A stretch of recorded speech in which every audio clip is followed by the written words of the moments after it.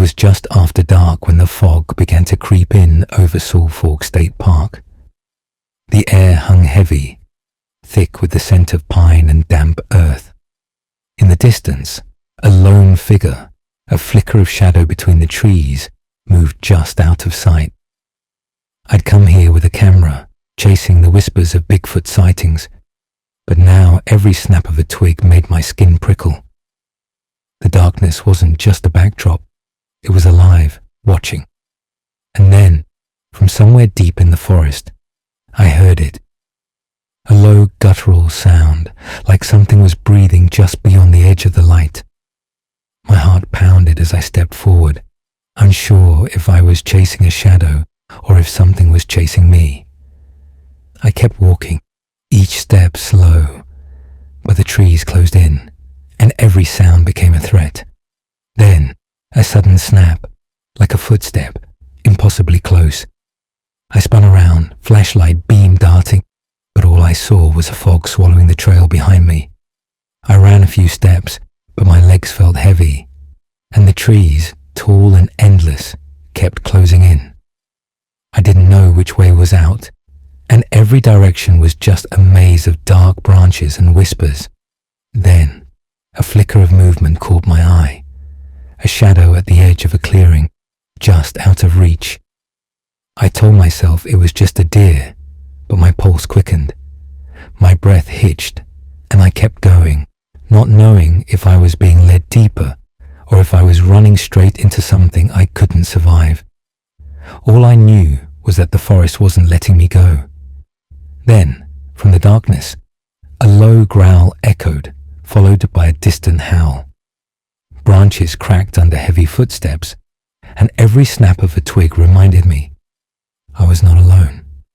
I fumbled for my phone, my fingers trembling, but there was no service, no signal, just a vast, empty silence. Panic surged. I was supposed to be home over an hour ago, and I knew they would be frantic. Still, I couldn't find my way. Every step felt heavier as I pushed through the underbrush, branches scraping, wind whispering past. Then, out of nowhere, I heard a clattering sound. Small rocks tumbled from the treetops, skittering toward me, though I couldn't see who or what was throwing them. My heart pounded as I kept moving, every step a struggle. And all around me, just out of sight, multiple shapes moved between the trees, shadows flickering, leaves rustling, and twigs snapping everywhere around me. I wanted to hide, to melt into the forest, but there was nowhere safe, no shadow deep enough, no tree thick enough. Each rustle was a threat, each moment stretched into terror, and I didn't know if I'd make it out alive. Then, from every direction, more growls rose, low and menacing, mingled with howls that pierced the night. Knots of wood cracked under heavy blows, and each sound, each motion drew closer.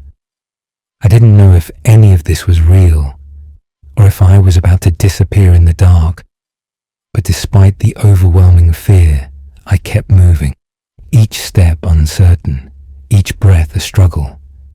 The air thickened, the shadows closing in around me, as if they were alive. Then, from every side, more growls rose, mingled with howls and harsh knocking on wood. I pressed on, not knowing if I would escape, the darkness pressing in tighter. With every moment, the sounds grew more intense, twigs snapping just behind me, a low growl on the wind, and the feeling that something was always just out of sight. My legs burned, my mind raced, but I kept going, not knowing if I was running toward safety or deeper into the nightmare. And somewhere, in that suffocating darkness, a flicker of doubt whispered, would I ever see the light again? I pushed forward, each breath jagged, every step a battle against the panic that clawed at me. The forest seemed endless, each tree a wall, each shadow a threat. I kept searching, desperate to find the trail I had come in on, but every turn looked the same, every path a maze of branches.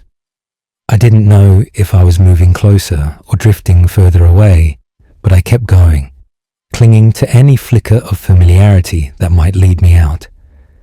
Just as I was walking, I finally saw it. Something tall, at least 10 feet, covered in dark hair. My heart froze as it stood motionless between the trees, and I couldn't tell if it was watching me or simply waiting.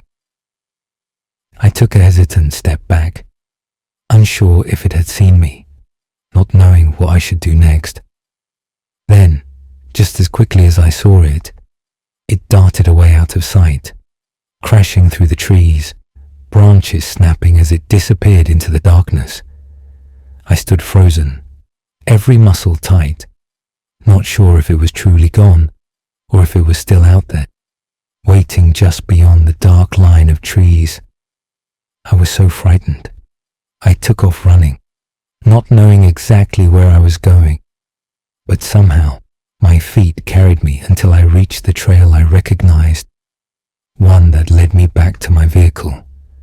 And as I drove away, I couldn't stop thinking, contemplating how this was so real, that Bigfoot, in fact, might be real, and I had seen it